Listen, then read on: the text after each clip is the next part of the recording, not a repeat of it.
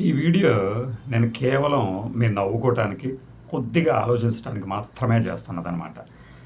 మన కొలీగ్స్ కూడా last week ఒక 1.5 మంత్ బ్యాక్ ఒక వ్యక్తి అన్న మీరు కూడా అలా చేయొచ్చు కదా అంటే నేను అన్నాను, మనకు వద్దురా బాబు, అలా వద్దే వద్దు అని. అది ఏంటి అనేది మీకు ఇప్పుడు చూపిస్తానమాట. జస్ట్ నవ్వుకోండి, సీరియస్గా తీసుకోకండి.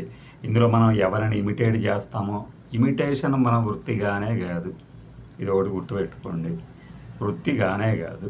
అయినా కూడా మన ప్రేక్షకులు మన నుంచి ఆశించే కాస్త కూస్తో ఆ కామెడీ టింజ్ని కూడా చూస్తే, మన ప్రశ్న రావండి అరెస్ట్ చేసిన తర్వాత ఒక్కొక్కళ్ళ విన్యాసాలు అవి ఇవి చూస్తూ ఉన్నారు కదా.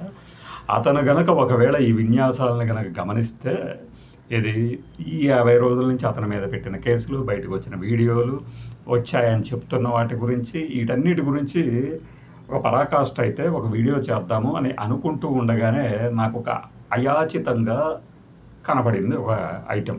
అది ఏమిటో మీరే చూడండి.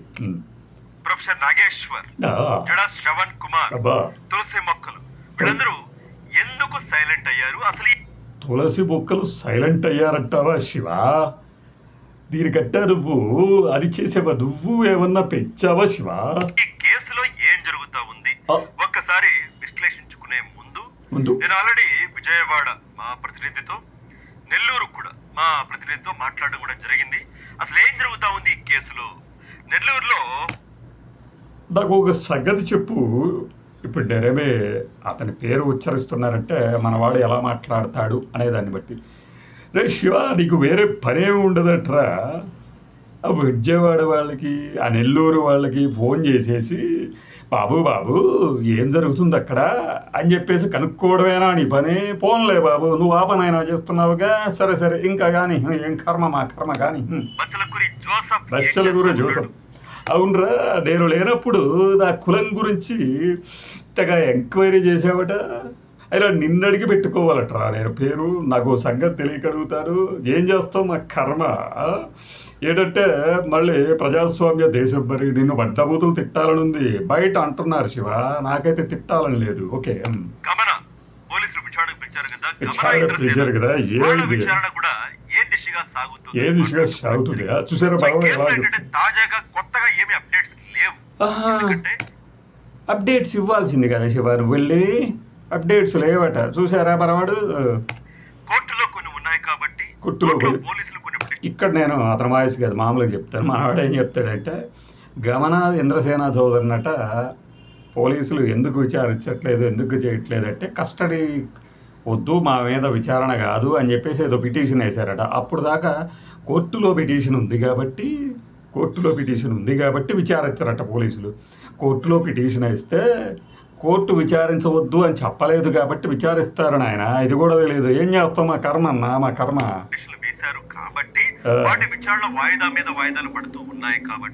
నెక్స్ట్ మనవాడు ముందుకెళ్తాడు చూడండి. ఎల్లమ్మ ఎల్లు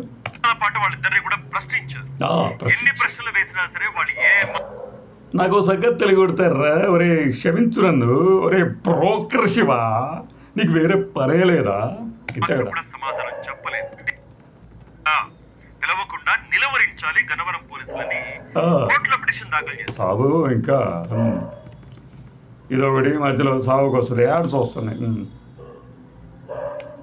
వాళ్ళతో పిచ్చాపాటి మాట్లాడేటప్పుడు ఏడ్చాడట, బాధను ఇక్కడ చూడండి. మొదట్లో ఏంటంటే ఒక 4-5 రోజుల తర్వాత, వారం రోజుల తర్వాత సన్నిహితుల దగ్గర బోరుమని ఏడవటం. అరే నాకు తెలియక అడుగుతారా, నువ్వు దగ్గరుడు చూసావట్రా, లేకపోతే నేను బాత్రూమ్కి వెళ్ళొస్తున్నప్పుడు భయావురి మరి ఏడ్చారా నీకు చెప్పానా శివ? పోనీ నాకు క్షేమ సమాచారాలు అందరికీ తెలుస్తున్నావా? రోజు నీ పని ఇదేనంటరా, ఇందుకేనా? ఓహో నీ ఛానల్లో డబ్బులు ఇస్తుంది ఇందుకేనా శివ? ఇలా ఉంటుంది అన్నమాట. నేనేం చేశాను, అసలు ఏం మాట్లాడాను, బయటికి వెళ్తే నా బ్రతికేమవుతుంది, అసలు నేను డేరు చెబుతుంటారురా, డేరు కనుక బయటికి వస్తే నీ బతుకేమవుతుందో అని నాకు అంటున్నారు శివ బయట. నేను అనట్లే శివ. బయట పిచ్చాపాటి మాట్లాడుకునేటప్పుడు అరే నాకు తెలియక సంగతే తెలియక అడుగుతాడురా శివ. ఖైదీలందరూ స్వేచ్ఛగా ఒకరిదొకరు పిచ్చాపాటి మాట్లాడుకుంటారట. నువ్వు చూసావారా? ఓహో, అయితే పూర్వాశ్రమంలో నువ్వు కూడా ఏమన్నా చేసి వచ్చావా? ఇక్కడ డౌట్ మన డౌట్ కాదు, మన ప్రేక్షకులు అడుగుతున్నారు. ఇంకా కెప్టెన్ బాన్సా ఉన్నారుగా, ఆయన ఏమంటాడు? చూశారా, చేశారా అనుకుంటూ ఇంకా పొట్లాలు చుడుతున్నాడా శివ? ఒకసారి చెప్పు. ఒక పని చేసివా, నెల్లూరు సెంట్రల్ జైలుకి ఫోన్ చేయించేసేసి ఒక టీవీ పెట్టించేసి అందులో నిన్ను నాకు కనిపించేటట్టు చేయమని శివ. భోజనానికి వచ్చినప్పుడు వాళ్ళతో పిచ్చాపాటి మాట్లాడేటప్పుడు ఏడ్చాడట, బాధను వ్యక్తం చేసాడట. అది మనం కూడా చెప్పడం జరిగింది. చాలా మీడియా ఛానల్ మీరు చూసే ఉంటారు. చాలా వీడియో ఛానల్ అట్టులో బరోడు చాలా వీడియో ఛానల్స్ అట్టు ఉంటాడు. చాలా వీడియో ఛానల్స్ అంటే ఎన్ని ఉన్నాయి శివ? మరి ప్రజెంట్ ఏం చేస్తా ఉన్నాడు అంటే చెప్పు. దాదాపుగా ఒక చెప్పు. 25 రోజుల పైన అయింది కదా. మచ్చలకూరి జోసఫ్ అరెస్ట్ చేసి నెల అయింది. ఆ తర్వాత ఉపా చట్టంలో లోపలేసుకు 25 నాకు సంగతి తెలియగలుగుతా. 25 రోజులు నెల ఒకటేనంటారా? సరిగా రోజుల పైన అయింది. సో ఇప్పుడేం చేస్తా ఉన్నాడంటే జైలు జీవితం అలవాటు అయిపోయింది బాగా. జైలు జీవితం అలవాటు అయిపోయింది నాకు. రే, నాకు గనక ఖైదు ఇస్తే నీకుంటదిరా. వద్దులే, ఎందుకులే, నా బూతులు వస్తున్నాయి. పొద్దునే టిఫిన్, మధ్యాహ్నం భోజనం, మరి ఈవినింగ్ తాకిస్తారేమో జైల్లో, నాకు తెలీదు. నీకు తెలుసు కదా, నీకు తెలియకుండా ఎలా చెప్పావు శివ? మరి ఉదయం టిఫిను, మధ్యాహ్నం భోజనం, లేకపోతే మామూలుగా మనుషులు తినేదే కదరా మేము తినేది. మరి నీకంటే ప్రత్యేకంగా ఉంటుందా? ఏముంటుందో చెప్పు శివ, మేము వింటాము. అయితే మళ్ళీ డిన్నర్ ఉంటుంది. డిన్నర్. సో జైలు జీవితానికి బాగా అలవాటు అయిపోయాడు. పొద్దున్నే లేవటం, ఆ పేపర్ ఉంటే చదువుకోవడం, ఆ బొచ్చ పట్టుకోవడం, వెళ్ళి చూసారా, వీడికి నా మీద అంత కసెట్టే. అప్పట్లోనే ఛాలెంజ్ విసిరితే పారిపోయిన వాడు ఇప్పుడు నా చేతిలో బొచ్చ పెట్టారు కదా అని ఆనందపడుతున్నారు. దీనిని ఏం చేస్తాలే, నా నోటితోలా కూడా కొద్ది ఉంది శివ. లేకపోతే నాకు ఈ కర్మేంటి? ప్రతివాడు నేను లేని టైం చూసి నా మీద స్కిట్లు చేయడం ఏంటి? వాడెవడో ప్రపంచం అనుకుంటూ నన్ను ఇమిటేట్ చేయడం ఏంటి? బొచ్చ పట్టుకొని ఇలా స్టిల్ ఇచ్చావు చూడు శివ. ఆ రోజు నీకు వస్తుంది, నేను చూపిస్తాను అనుకుంటున్నారు. ఖచ్చితంగా కర్మ రిటర్న్స్ రా. తోటి ఖైదీలతో పాటు లైన్లో నుంచోవడం, ఆ బొచ్చులో ఏమేస్తారు ఇలా మాట్లాడుతున్నాను ఏమనుకోకూడదు. ఎందుకంటే ఏదో ఒక రోజు నాకు అది రావచ్చు అనే కదా నీ ఫీలింగ్.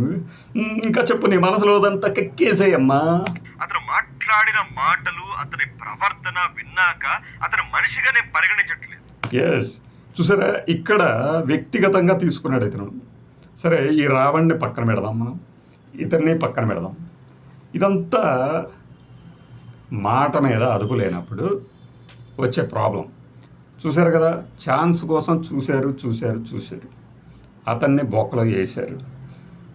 ఇతను ఇష్టం వచ్చినట్టు ఇతను వీడియోలు చేసుకుంటున్నాడు.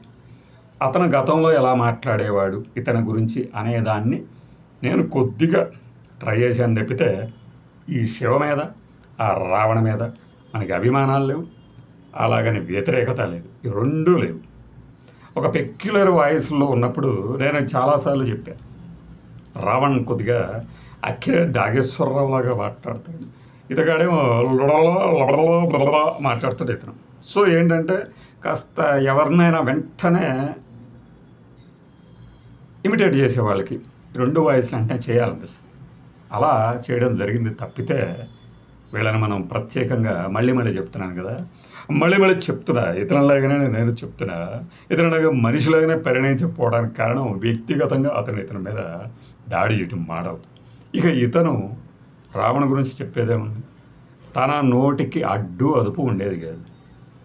సరే, ఇప్పుడు వైఎస్ఆర్సీపీ వాళ్ళకి అతను టీడీపీనో కూటమో టార్గెట్ చేశాడు కాబట్టి వాళ్ళకి ఆనందంగా ఉండొచ్చు. కానీ ఇప్పుడు అంత ఆనందం పడిన వాళ్ళందరిలో ఎవరైనా సరే ఆ నెల్లూరు దగ్గరికి వెళ్ళి అతని కుటుంబం ఏం చేస్తుంది, ఎలా ఫీల్ అవుతుంది, ఆదుకుందామని. కానీ ఆదుకోవడం అంటే మళ్ళీ ఇక్కడ ఏదో పెద్ద ఆళ్ళ పార్టీ తరపున వెళ్ళాడు కాబట్టి ఆదుకోవాలని డిమాండ్లు, ఆదుకోవాలి విజ్ఞప్తులు, వేడుకోళ్ళు, ఏడుపులు కాదు. ఒక్కడైనా అప్పట్లో చప్పట్లు కొట్టి అభినందించిన వాళ్ళు ఇప్పుడు ఎవరైనా సరే అతను వెనక్కి కానీ సహాయం చేద్దామని కానీ ఉన్నారా? పొలిటికల్ విల్ పక్కన పెట్టండి. ఈ లాయర్లు ఎవరు వెళ్తారు? ఈ పొనవోలు సుధాకర్ రెడ్డి గారు ఉన్నారా, జడశ్రవణ్ గారు, నోని నరసింహారావు గారు. ఇప్పుడు నేనేం చెప్తున్నానంటే వన్ థింగ్ అనుకుంటూ ఆయన ఆ కేసుకు దూరం జరిగిపోయాడు. ఏదో ఒక రోజు మళ్ళీ ఆయన ఈ కేసు దగ్గరికి వస్తాడనేది నాకు సంకేతాలు అందాయి. సంకేతాలే, మళ్ళీ ఎవడో సోర్స్ అడగమాకండి నన్ను, ఓకే? అయితే ఎందుకు ఇంత మనమేం దేశోద్ధరణ ఉద్యమం కానీ దేశ స్వాతంత్ర సమరం కానీ చేస్తున్నామా? జస్ట్ మన వ్యూస్ చెప్పుకుంటూ వ్యూస్ పెంచుకుంటూ వచ్చే ఆదాయం ఏదన్నా ఉంటే చూసుకుంటూ ఒక ఇమేజ్ క్రియేట్ చేసుకుంటున్నాం. ఈ క్రమంలో మనం మాత్రమే శుద్ధబోసలం అమ్మా అనుకుంటూ రెచ్చిపోవచ్చా కూడదా అనేది మీ ఊహలకే, మీ అంచనాలకే, మీ అభిప్రాయానికి వదిలేస్తుంది. ముందు చెప్పినట్టు ఈ వీడియో అతన్ని ఎగతాళి చేయడానికో ఇతన్ని తగ్గించడానికో చేసింది కాదు. జస్ట్ కొద్దిగా నవ్వుకోండి, కొద్దిగా ఆలోచించండి. ఎందుకంటే మిమ్మల్ని అందరినీ కూర్చోపెట్టి ఈ విధి విధానాలు ఇవన్నీ అమలు చేసే ఓపిక నాకు లేదు అన్నట్టు ఒక విషయం చెప్పి ముగిస్తా. న్యూస్ ఛానళ్ళ తాలూకు ఆత్రం ఎట్లా ఉంటుందంటే, ఆ టీవీ ఛానల్ పేరు చెప్పాలంటే కింద చెప్తాను. పవన్ కళ్యాణ్కి అస్వస్థత, ఆయుష్ ఆసుపత్రికి తరలిపోయి బుద్ధి ఉండక్కర్లా. ఆయుష్ ఆసుపత్రికి అతని కార్డియాకి సంబంధించిన జబ్బు వస్తే తీసిపోతారా? మైండ్ ఆలోచించాలిగా. తర్వాత వాళ్ళ పార్టీ ఎమ్మెల్సీ అనారోగ్యంతో ఉంటే పరామర్శకి వెళ్ళారని చెప్పారు. సిగ్గుపోయిందిగా ఛానల్కి, కోట్లు పెట్టి పైకి వాడెవడో చేసిన దానికి ఆ ఛానల్ మొత్తానికి చుట్టుకుంటుంది. కొద్దిగా బ్యాలెన్స్ ఉండాలి. ఆ వార్త ఏమి ఒక అరగంట లేటుగా ఇస్తే ఏమవుతుంది? కొంపేమన్నా మునుగుతుందా? ఏం మునగదుగా. ముందు నేను ఇచ్చా నాన్న మాట్లాడండి ముందు న్యూస్ నేను వేసానండి. వేస్తే ఏంటి? పోనీ ఇదేమన్నా శుభవార్త? ఆలోచించాలిగా. అవతల వాడికి బాగాలేదు అనే వార్త ఎంతమందికి గాయపరుస్తుంది? ఇది తెలుసుకోవద్దా? ఎప్పుడన్నా చనిపోతున్నాడు అంటే చాలు వెంటనే గోతికాడి నక్కల్లాగా శవం మీద పేలాలు ఏరుకోవడానికి రెడీగా ఉండేసి వాడి ప్రొఫైల్ అంతా తయారు చేసి వదులుదాం. సిగ్గుపడండి కొద్దిగా అయినా. ఈ నోటితో మనం కామెడీగా మొదలైన దాన్ని సీరియస్గా ఎండ్ చేస్తున్నాం. అదనమాట.